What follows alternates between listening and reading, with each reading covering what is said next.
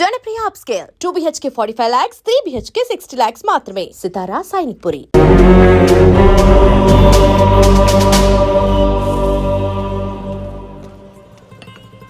I'm extremely sorry Vijay. ఆ రోజు మీ వదిన గురించి నా ఫ్రెండ్ చెప్పింది నీకు చెప్పాను. అయినా తప్పే.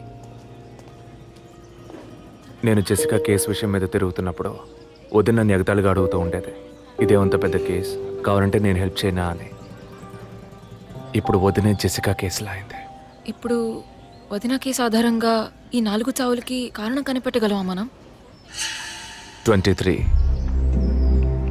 అదే దీనికి సమాధానం చెప్పాలి. ఆ హాస్పిటల్లో మాత్రం ఈ 6 ఏళ్లలో 436 ఆర్టిఫిషియల్ ఇన్సుమినేషన్ ట్రీట్మెంట్లు జరిగాయి. అందులో 6 పోయారు. వీళ్ళు మాత్రమే కాకుండా మిగిలిన వాళ్ళ ఫైల్స్లో 23 అన్న కోడ్ను ఉపయోగించారు.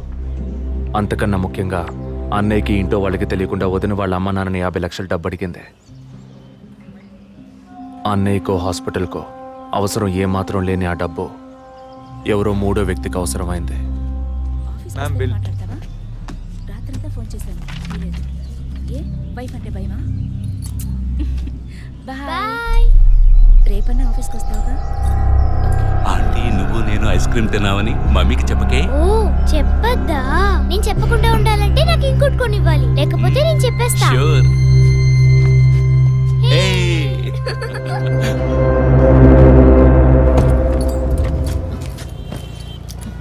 నీకు అర్జెంట్ కాకపోతే నన్ను స్కూల్లో కొంచెం డ్రాప్ చేస్తావా? ఇప్పటికే లేట్ అయింది. గీత, ఏమిటి జరుగుతున్న ఇన్సిడెంట్స్ని బట్టి చూస్తే ఇది బ్లాక్మెయిల్ ఎందుకు కాకూడదు?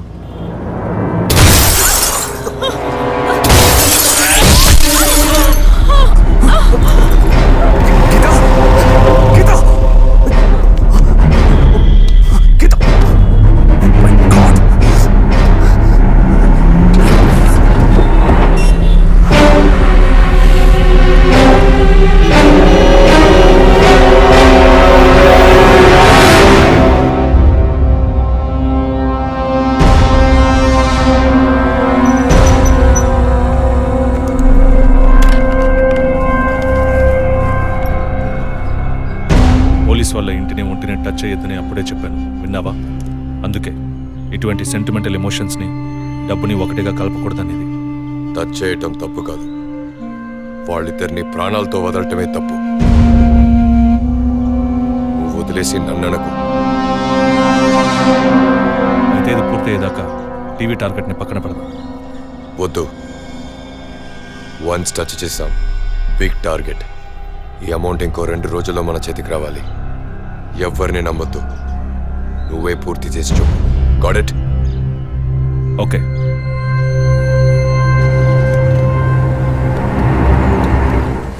No trespasses. Proper ID card లేకుండా ఎవరిని లోపలికి రానివ్వకండి. Okay sir. Including doctors. Yes sir. Thank you. Okay sir.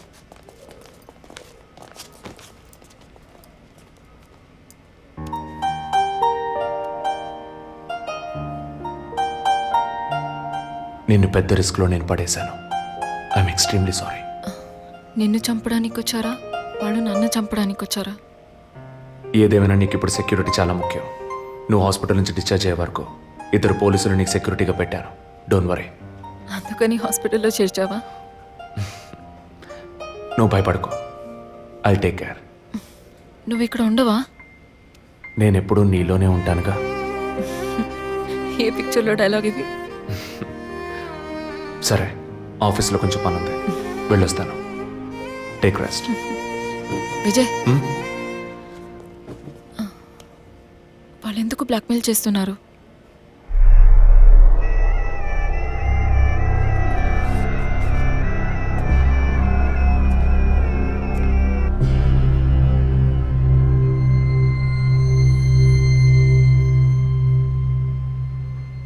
నా కడుపులో పెరిగే బిడ్డ మీద ప్రమాణం చేసి చెప్తున్నాను, నేనే తప్పుడు పని చేయలేదండి. నన్ను నమ్మండి ప్లీజ్, నన్ను నమ్మండి.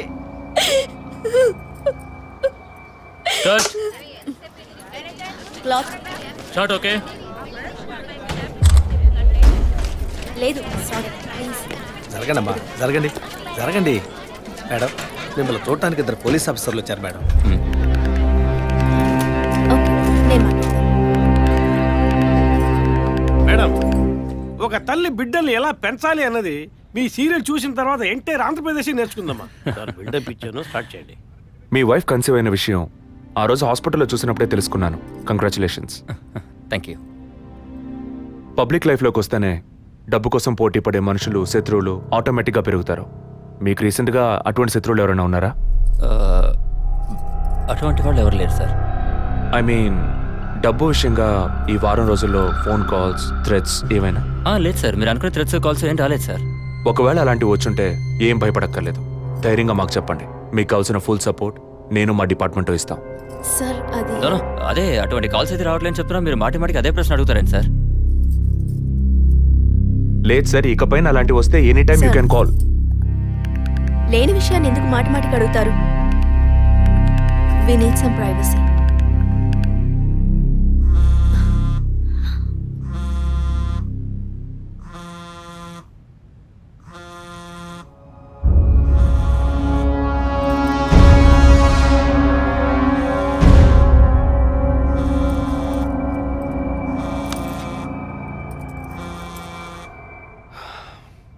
ఎనీవే, మీ కాఫీకి మాత్రం thanks.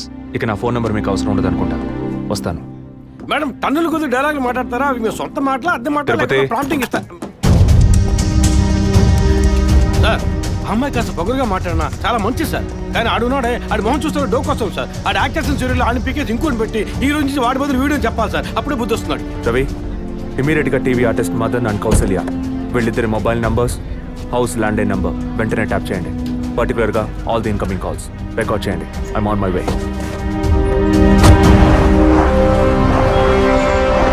Sir, ya, good evening sir. Good evening. Sir, మీరు ట్రాప్ చేయమన్న నెంబర్కి 5 నిమిషాల ముందు ఒకే ఒక్క కాల్ వచ్చింది సార్. దాన్ని రికార్డ్ చేసి సేవ్ చేసి ఉంచాను సార్. ఎందుకు ఫోన్ తీయలేదు? షూటింగ్లో ఉన్నాం. ఇస్తానండి. ఇస్తాను అంటే సరిపోదు. ఎప్పుడు ఇస్తావు? సారీ, ఇవాళ షూటింగ్ క్యాన్సిల్ చేయలేకపోయాం. రేపు బ్యాంక్ నుంచి డ్రా చేస్తాం. ఏ bank? State Bank of India.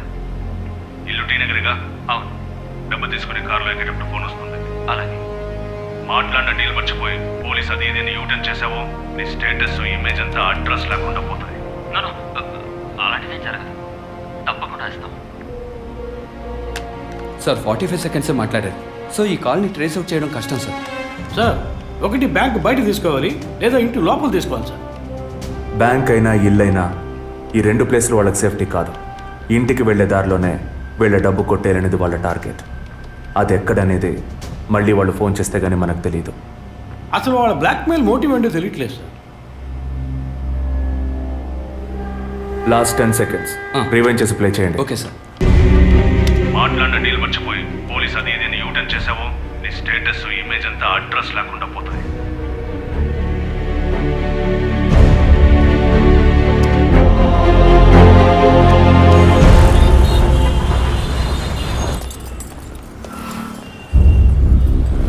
Sir, వాళ్ళు బయలుదేరారు సార్. ఓకే సార్, వాళ్ళు కారికేట్ సార్. Guys, get started. డిపార్ట్మెంట్లో డబ్బులు తీసుకోమ్మా.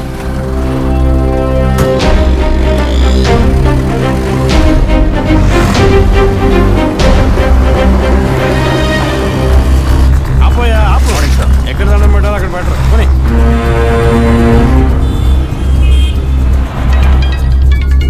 సార్, మొదటి నెంబర్లో కాల్ వస్తాను సార్. Connect call.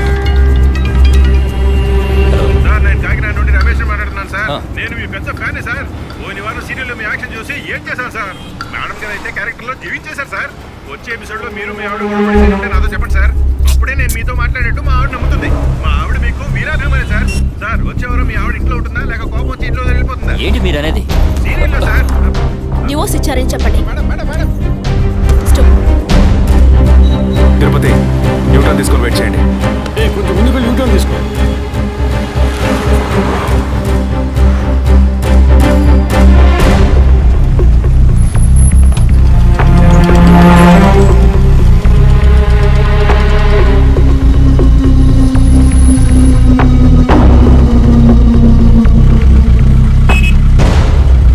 సిగ్నల్ పడింది, ఇంకా ఎవరూ రాలేదేంటి?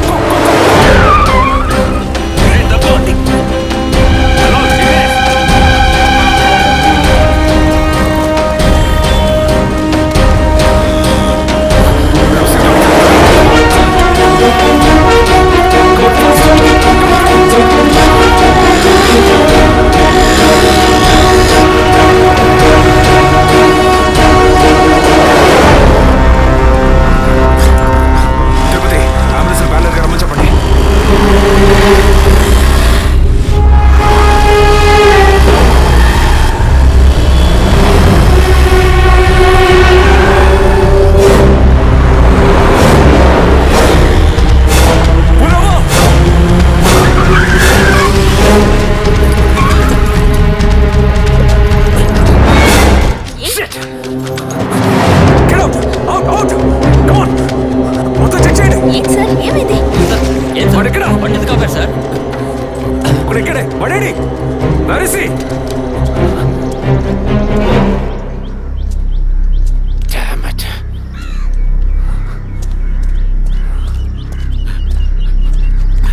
అటెంప్ట్ ఫెయిల్ అయింది సార్. లేదు.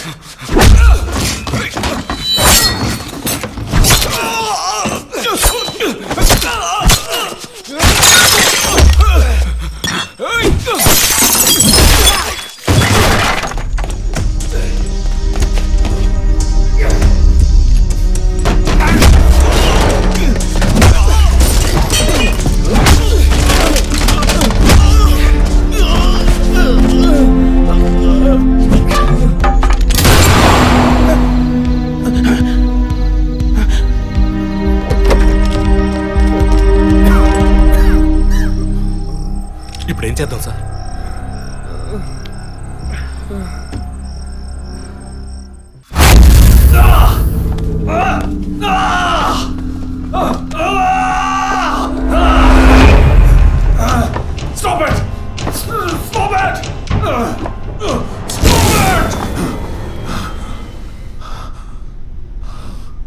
డిపార్ట్మెంట్లో ఒక ఆపరేషన్ అంటే ఎప్పుడు 2 ప్లాన్స్ ఉంటాయి. ఒకటి ప్లాన్ ఏ, ఇంకోటి ప్లాన్ బి. నువ్వు ఇప్పుడు దొరికింది plan below.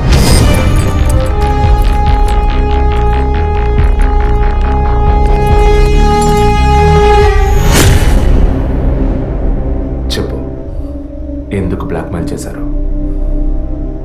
Padma, Jessica, father, మా వదిన అభినయ, ఇంకా కళ్ళకు తెలియని ఎంతో మంది. అంతా నీకు తెలుసు. చెప్పరా.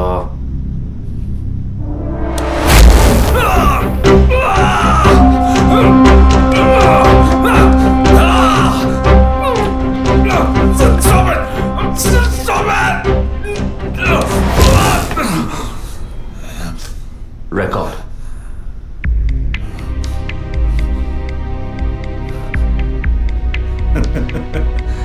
నేను భయపడను. ఏ రోజు మా తప్పు బయటపడుతుందో ఆ రోజు మిగతా వాళ్ళ తప్పు తెలియక తప్పదుగా. అందుకే అడుగుతున్నాను, హాస్పిటల్లో ఏం జరుగుతోంది? డాక్టర్స్ చేస్తున్న పని ఏంటి? డాక్టర్స్ మాత్రమేనా? Jessica sky TV CEO wife. తను గొప్ప క్రికెట్ ఫ్యాన్ మాత్రమే కాదు, ఆల్రౌండర్ వినోద్ మెహ్రా అంటే ప్రాణం ఇచ్చేంత ఫ్యాన్. ఆటోగ్రాఫ్ తీసుకుంటారు, ఫోటో తీసుకుంటారు. కానీ తనేం చేసిందో చెప్పనా?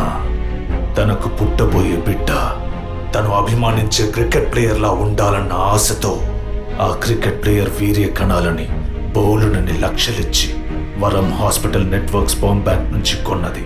అది కూడా ఆమె భర్తకి తెలియకుండా. మినిస్టర్ విద్యాధర్ రావు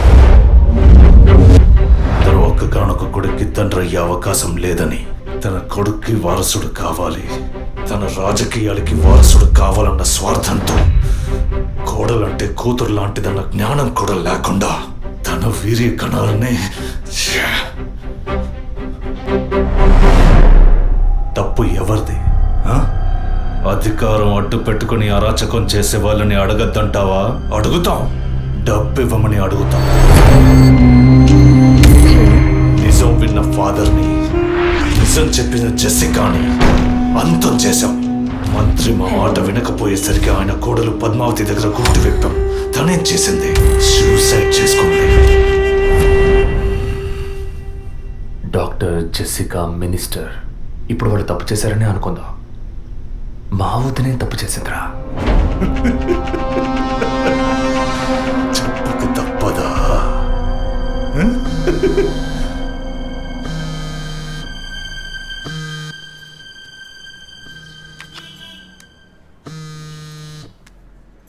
హలో, అభినయ, అవును, ఎవరు?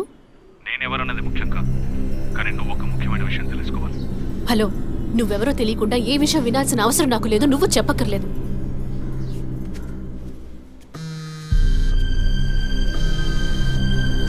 నీకేం కావాలి అసలు? కోపం తెచ్చుకున్నందువల్ల ఏ ఫలితం లేదు. ఇంకో 3 నెలలు సీమంతం, 6 నెలల ప్రసవ అనే స్థితిలో ఉన్న నువ్వు ఇలా కోప్పడతా ఎలా? ఈ మాత్రానికేనా? నీకు తెలియని నిజం చెప్తున్నాను విను. నీ కడుపులో పెరిగే బిడ్డకి తల్లివి నువ్వే, కానీ ఖచ్చితంగా నీ భర్త మాత్రం తండ్రి కాదు. డాక్టర్ తులసి, వరం హాస్పిటల్, కృత్రిమ గర్భధారణ. ఈ విషయం నీకు నీ భర్తకి మాత్రమే తెలుసు అనుకుంటున్నావు కదా?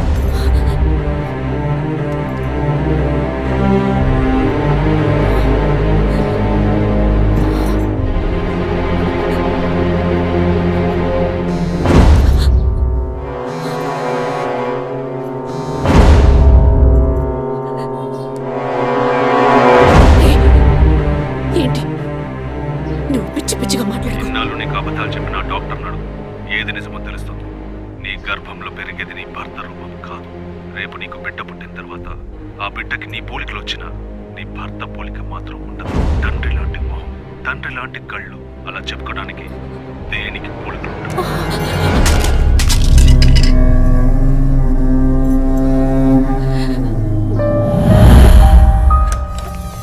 డాక్టర్, ఏమిటి చెప్పమ్మా? నా కడుపులో పెరిగేది మా బిడ్డే కదూ? ఎందుకు డౌట్? నీ బిడ్డే. అది కాదు డాక్టర్, నాకు నా హస్బెండ్కి పుట్టబోయే బిడ్డే కదూ? అడుగుతున్నానుగా, చెప్పండి డాక్టర్ ప్లీజ్. నాకు నా హస్బెండ్కి పుట్టబోయే బిడ్డే కదూ? కాదు, నీ కడుపులో ఉన్నది నీ హస్బెండ్ వీర్య కణాలతో కలిగింది కాదు, స్పామ్ బంక్ నుంచి తెప్పించిన వేరే వ్యక్తి వీర్య కణాలు. ఎందుకంటే నీ హస్బెండ్ వీర్య కణాల మూలంగా ఏ విధంగానూ సంతానం కలిగించే అవకాశం లేదు. అయితే ఎందుకు డాక్టర్ మీరు ఇంత పచ్చబద్ధ వాడారు? ఏం చేయను? ఇంకొకరి వీర్య కణాలు తెప్పించి పెట్టాను, ట్రీట్మెంట్ తీసుకుంటే నువ్వు ఒప్పుకుంటావా? ఒకవేళ నువ్వు నీ ఫ్యామిలీ ఒప్పుకున్నా నీ హస్బెండ్ ఒప్పుకుంటారా? అప్పుడు మీరు ఎందుకు చేశారు డాక్టర్?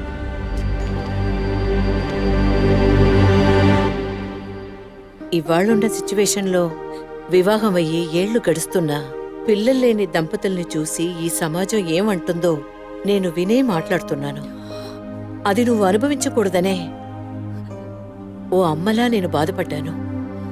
ఇప్పుడు చెప్పు, నేను చేసింది తప్పా? ఇప్పుడు తప్పని నువ్వు భావిస్తే ఏ యాక్షన్ తీసుకున్నా నేనేమనుకోను. నా మాట విను. నీకోసమే కాదు, సొసైటీలోని భర్త గౌరవం కోసమైనా నువ్వు భరించక తప్పదు.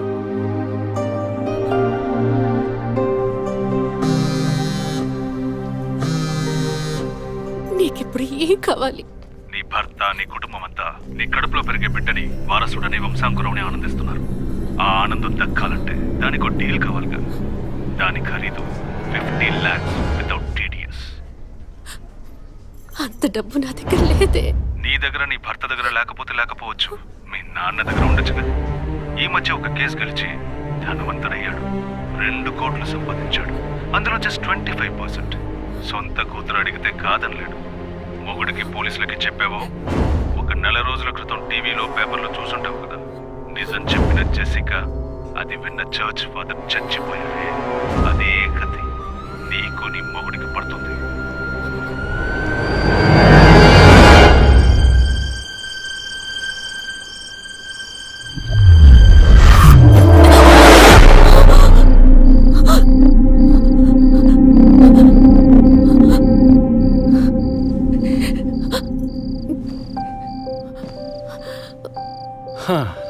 ఈ మధ్య ఆఫీస్లో నేను సరిగ్గా పనిచేయలేకపోతున్నాను. అబ్బాయి పుడితే ఏం పేరు, అమ్మాయి పుడితే ఏం పేరని ఆలోచించడానికే టైం చాలటం లేదనుకో. మీరేం కోరుకుంటున్నారు? అబ్బాయా, అమ్మాయా? ఇన్ని రోజుల తర్వాత మనకంటూ ఒక బిడ్డ పుట్టడమే సంతోషకరమైన విషయం. సరే, పుట్టబోయేది అబ్బాయా, అమ్మాయా, ఏం పేరు అవన్నీ వదిలే. బిడ్డకి ఇన్షియల్ ఏమిటో చెప్పు చూద్దాం.